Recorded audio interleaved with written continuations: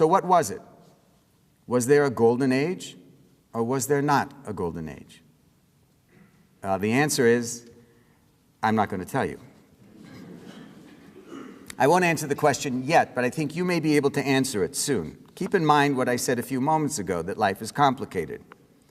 If we want to truly understand, we need to be willing to consider the true complexity of history. Some Jews who found safe locations under the Ottomans wrote to their brethren to inform them of the good news of a better life there. One famous letter is often cited in this regard, the letter of Rabbi Yitzhak Sarfati, and I'm going to read it to you. I've heard of the afflictions, more bitter than death, that have befallen our brethren in Germany, of the tyrannical laws, the compulsory baptisms, and the banishments, which are of daily occurrence. I'm told that when they flee from one place, a yet harder fate befalls them in another. On all sides, I learn of anguish of soul and torment of body, of daily exactions levied by merciless oppressors. The clergy and the monks, false priests that they are, rise up against the unhappy people of God. For this reason, they have made a law that every Jew found upon a Christian ship bound for the East shall be flung into the sea. Alas, how evil are Jews, the people of God in Germany, treated. How sad is their strength departed. They are driven hither and thither, and they are pursued even unto death. Brothers and teachers, friends and acquaintances, I, Yitzhak Sarfati, though I spring from French stock, yet I was born in Germany and sat there at the feet of my esteemed teachers. I proclaim to you that Turkey is a land wherein nothing is lacking, and where, if you will, all shall be well with you. The way to the Holy Land lies open to you through Turkey. Is it not better for you to live under Muslims than under Christians? Here every man dwells at peace under his own vine and fig tree. Here you are allowed to wear the most precious garments. In Christendom, on the contrary, you dare not even venture to clothe your children in red or in blue, according to our taste, without exposing them to the insult, or beaten black and blue, or kicked green and red. And therefore are you condemned to go about meanly clad in sad-colored raiment. And now, seeing on these things, O Israel, why are you sleeping? Wake up and leave this accursed land forever. This letter is real. It documents a certain sentiment at the time that was prevalent during the period of Christian persecution of Jews in Muslim Spain.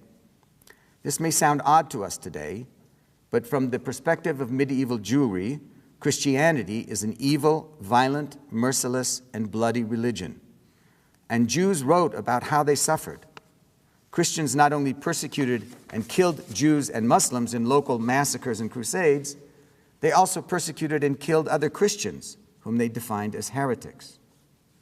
In the Muslim world, while Jews, of course, did not accept Islam as an adequate expression of monotheism, they were far more favorable toward it and toward Muslims than toward Christianity and Christians.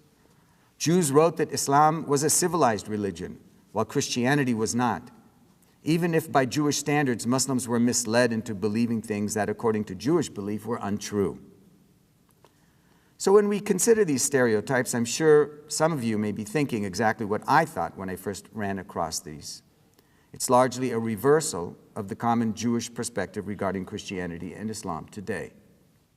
So how golden was the Golden Age? The real story of Jewish-Muslim relations has always been affected by historical context.